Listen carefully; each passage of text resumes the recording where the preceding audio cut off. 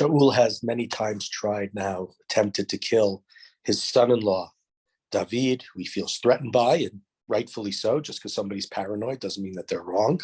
So Shaul is definitely paranoid, but he's not correct. And that's where chapter 19 picks up. Vayidaber Shaul al Yonatan beno, v'el kol avadav lahamit et David, v'Yonatan ben Shaul chafetz b'David ma'od.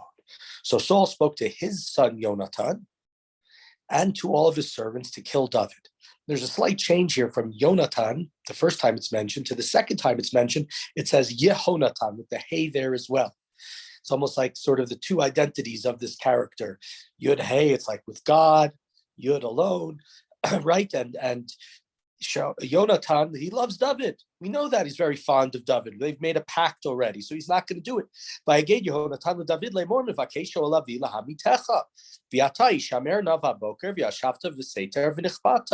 And so Jonathan tells David, my father Saul wants to kill you. So be on guard tomorrow morning. Find a place that you can hide. Vani eitzei, v'amadati li'ad avi basada asher atasham, vani adaber b'cha el avi v'ri'iti ma v'higadet halach. So you hide in the field, and I'm going to be next to my father, and I'm going to speak to my father about you.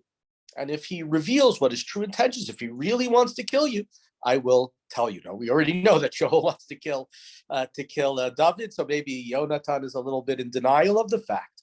But we'll see. So Yonatan speaks kindly, speaks well of David in front of his father Shaul. Vayomer lav, al yechateh melech b'avdo v'David ki lo chatalach v'chi ma'asav tov lach ba'od.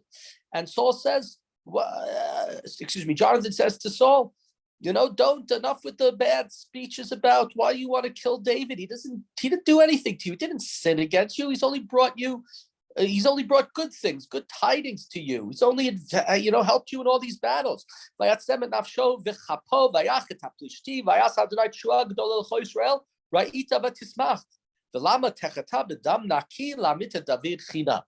already he risked his life. He killed the Philistine, Goliath, and there was a great victory for all of Israel. You saw it. You were happy. Why do you want to kill the blood of an innocent man? Why are you going to kill David for no reason? Dam naki, right? The innocent blood. Vaishma Shaul bekol Yehonatan, Vaishava Shaul chai Adonai im yamut. And Shaul hears what Yehonatan says, and he swears, as God lives, I swear by God, is what he's saying, he shall not be put to death. Vayikra Yonatan leDavid, vayeged lo Yonatan kol dvarim ha'ela, vayaveh Yonatan et David al Shaul, vayi lefanav k'mol shel. And so Yehonatan calls David and tells him, my father, he's not going to kill you anymore. I convinced him it's okay. It's behind him. It's done.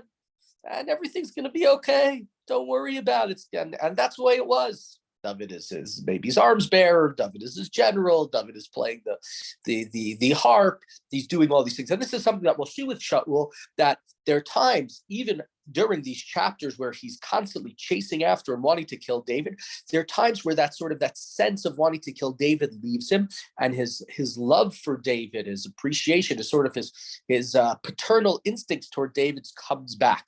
And you might want to say it's somewhat sort of bipolar or something of that sort, where certain times, right, he's high, he loves the guy, and other times at a low when he wants to kill the guy. Not an expert in those areas, but sort of reminds me this as we see some sort of mental illness, we would put it today, with Shaul. So everything's fine. Continue in verse 8. So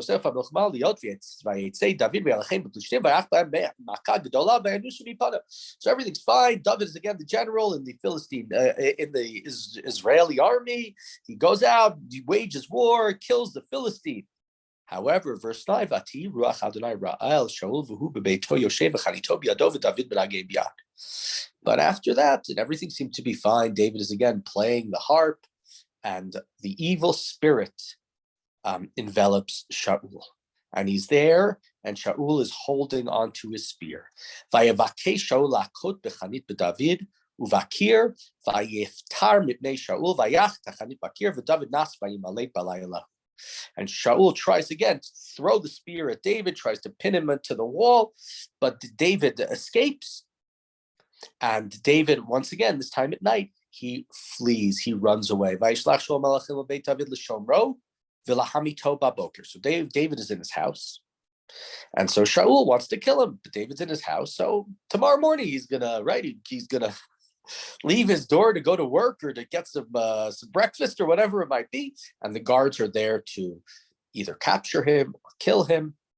ותגיד לדוד, מיכל אשתו לאמור, אם אינך ממלא את נפשך, הלילה מחר אתה מומת. But David's wife, if you remember, David married a woman who loved him. We don't know if he loves her. The daughter of Shaul, the younger daughter of Shaul, Michal. David was supposed to marry Meirav, the older daughter. That's what was promised him. But Shaul gave her in the last chapter to Adriel, to a different person, Abcholati. And now, so he's married to the younger daughter, Michal. And Michal loves David. And she says, if you don't run away, you're going to be killed tomorrow. And Michal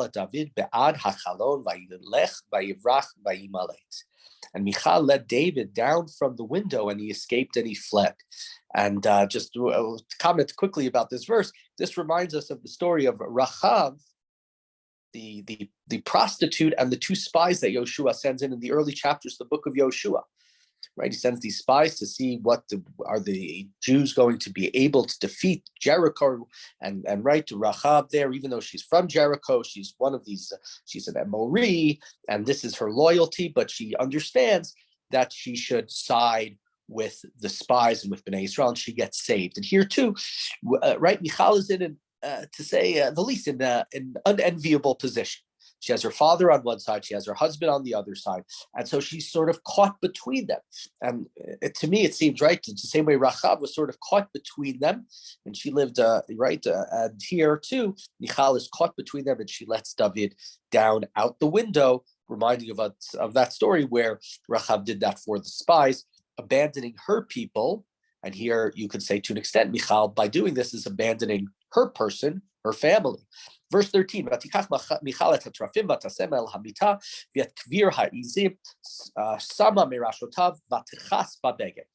took the trafim. We pointed out this the other day when Shmuel used the word trafim in describing Shaul's actions as being poor. Trafim, again, is the gods of Lavan, some sort of idol superstition. We're not exactly sure what it is, that were stolen by Rachel, that Rachel refused to get up off the camel to allow her father to inspect and to find his trafim. And generations later, we mentioned this the other day, these trafim, these are not the same trafim that Rachel had, but this idolatry or superstition or whatever it is 20 generations or whatever it might be, is still in the house of Rachel's descendant, in the house of Michal. And so we see there also, there are commentaries back when Rachel stole the trafim, saying that she was trying to protect her father from worshiping idols. And you could say here too that Michal what is she doing? She's trying to protect her father from killing her husband, for killing somebody, an innocent person. So there are different ways to look at it. Is it some idolatry that remains? Is it a description of trying to, save your parent from making a terrible mistake? But she has these trafim. There's some who say it's not a small idol, but it's more of like a large sort of stuffed animal, you could think, because what does she do? And it reminds me of the scene in Ferris Bueller when he leaves the house, but he puts the stuff under his blanket so his parents won't know. So what does she do? She puts this big sort of idol underneath the blankets, and she puts it on the bed, and she covers it with some sort of goat skin, and she puts some clothing on top of it. And this way, they'll come in and they'll see that somebody's there.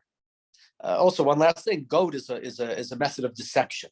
Going back into the book of Bereshit, when Yaakov tricked his father with the help of his mother, he puts goat skins, right? Puts his brother's goat skins on, and when the brothers dip their Yosef's garment, right, they dip it into goat's blood. So goat is a method very much of deception, and that's what's happening here. And it's a lot parent to child, right, is what's happening here. Here it's for a better reason than the other reasons. Michal saving David's life. Got to go on. A lot more I could say, but so right, the messengers go into his house, the army, to take him, and so Michal says, no, David's sick. And maybe right, and Shaul says to the messengers, bring him to me. so he could be put to bed, could be put to death. And the way he says it, he says, I don't care if you have to carry his bed out. It's like an Indian wedding or something, right? Got to carry him on the bed over here to the palace. I don't care how sick he is. He needs to die. And the messengers, so they go in and they're ready to do it. And they get to the bed. And what do they see? There is no David. There was some sort of idol, some sort of stuffed animal, whatever it might be, in the bed with goat hair on top to deceive Shaul's army. And this way they're deceived, and David gets away.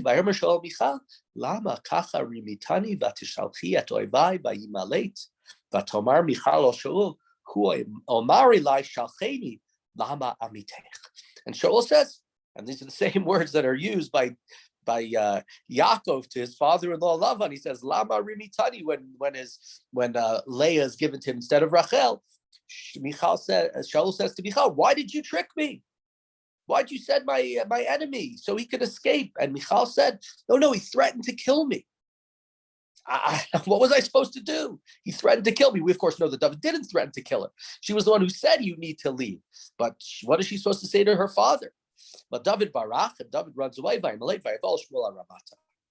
so David runs away and he goes to Shmuel. Let me just point out one last thing, and then we'll go into sort of the second half of this chapter, which is that, remember this image of the chalon. Michal lets David out through the window, and we're going to come back in the future to sort of a window being between Michal and David. So just, if we could hold it, it's going to be another 20 chapters, but she lets him out through the window, and somehow we'll try to remember this image of the window some 20 chapters from now. We'll come back to it. Going back, David runs away, and where does he go? He goes to Shmuel. And David tells Shaul what's happened. Tells Shmuel what's happening. All of Shaul is trying to do to him. David, right, says to Shmuel, what do you mean I'm going to be king? The king is trying to kill me. Yes, it sounded good. I made it into the palace. I'm a hero of Israel. They're singing. They love me. I'm married to the king's daughter. But the king wants to kill me. What do you mean I'm going to be the next king of Israel? And this is sort of intriguing things. It looked like David, everything was going to be fine. He was on his way to the palace, right? And everything looked fine. He was he was there because he was a great musician. He was there because he was a great and valiant warrior. But now he's being chased away. He thought everything was going to be easy, but nothing is easy. And just one more thing. These are the first time that we really see Shmuel and David, and maybe the only time where we see them together. When Shmuel met David the first time, right after the 7 sons, he was the last one to be picked as king, and then Shmuel goes one way and David goes the other way. We pointed this out, that and when Shmuel anoints Shaul, he kisses him, he has this long conversation. As far as we know, this is the first time that Shmuel is talking to David, and they're in Nayot. And the rabbis say they were Nayot, that they were Bana, they were being Bona, the Melucha, they were building the kingship, they were building God, they were building Israel. Vayugad l'Shaul more in verse 19, Hinei David b'Nayot b'Rama, and Shaul is told that David is in Nayot, in Ramah. He's in this spiritual place with Shmuel. Vayishlach Shaul melachim lakachet David vayar et lahakat hanavim nebiyim u'Shmuel omeid nitzav alehem vati al malachei Shaul ruach Elohim vayinapu gamhem. So Saul sends messengers again to get David. And what happens is the messengers come there and they see prophets. Remember when Shmuel at the beginning of this book started out, prophecy was very rare in Israel, and Shmuel brought the prophecy back. It was waning. The candle was flickering. We thought it was done, but Shmuel, through his devotion to God, through spiritual activity, now has many prophets in Israel. And when those messengers come, they see the prophets and they get prophecy as well. So Shaul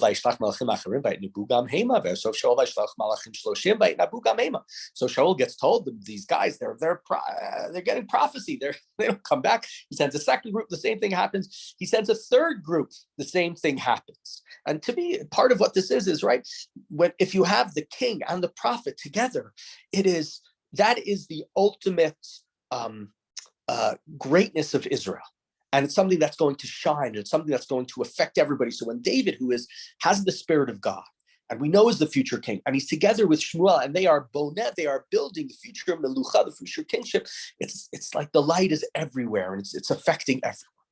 So what happens now? Verse 22. Vayelech gam huram haramata vayavo adbor hagadol asher ba shachol vayshal vayomar efo Shmuel v'David. So now Shaul himself goes to Ramah. and he's at the great well, the great cistern, and he says, where are Shmuel and David? Vayomer Hine Benayot Barama. He's told they're in Nayot, a place within, a neighborhood within Ramah, the place of Shmuel, the place of his religious academy or whatever it might be. Vayelech Sham El Nayot Barama Batilav Gam Hu Ruach Elohim Vayelech Haloch V'Etnabei Ad Bo'o Benayot Barama. And what happens when Shaul gets there? Shaul also gets prophecy. The same thing happens. The prophecy, even though Shaul, who is now God has left him, and he's getting the evil spirit from God. When he comes in close proximity to Shmuel, who's together with David, again, that the ecstasy is everywhere. I know that doesn't sound so good. Vayivshat gamhu begadav vayitnabe gamhu lifnei Shmuel vayipol arom kol hayom hahu v'chol halayla. And he too strips off his clothing. They're overtaken when they're getting the spirit of God. He pulls off his clothing. He's naked day and night. Right? He's supposed to be the king of Israel. He's supposed to have, respect is supposed to be shown to him. He's supposed to look dignified. The prophecy of God overtakes him. He sort of loses the evil parts of what he has become, Shaul, and he's just a simple guy. And here we finish off with words of this chapter, which reminds us of an early chapter. Al Kain Yomru Hagam Shaul Banivim. And because Shaul was prophesying the whole day in front of Shmuel, what did the people say? Is Saul too amongst the prophets? And those words, is Saul too amongst the prophets? We had those exact words at the beginning of his kingship, when Shaul left Shmuel, and Shmuel said, these following things are going to happen to you. And it's going to show to you that you're king, but don't tell anybody. One of them, he meets his uncle, he meets a band of musicians, he meets prophets, and prophecy comes to him as well. And it's almost, to me, like that's the beginning. And this is a second chance for Shaul. This is another chance for him. Maybe he can reverse course. He's getting prophecy again. Let him understand. Try to be close to Shmuel. Try to reverse course. There's still hope and a chance for you. But is there a chance going to be there? Is Shaul going to take advantage of it? Unfortunately, it seems in many ways that, well, he will have moments of clarity. He's gone too far. And this is just a momentary benefit that he gets from being close to Shmuel and David. And just finish off with this chapter, right? These are these chapters. Shaul is trying to kill David. Shaul knows that something's up, that there's some greatness to David. Shaul is jealous of David, and he puts his family, his children, and really all of Bnei Yisrael into a precarious and into a very, very difficult position of wanting to kill their beloved, of wanting to kill their hero, the one that they love. And how is it going to end up? And what is David's response going to be to these constant threats, and to the fact that a few years ago he was told he was going to be king of Israel, and now he's running for his life. First challenge, or one of the first challenges in the life of David, and there will be many more.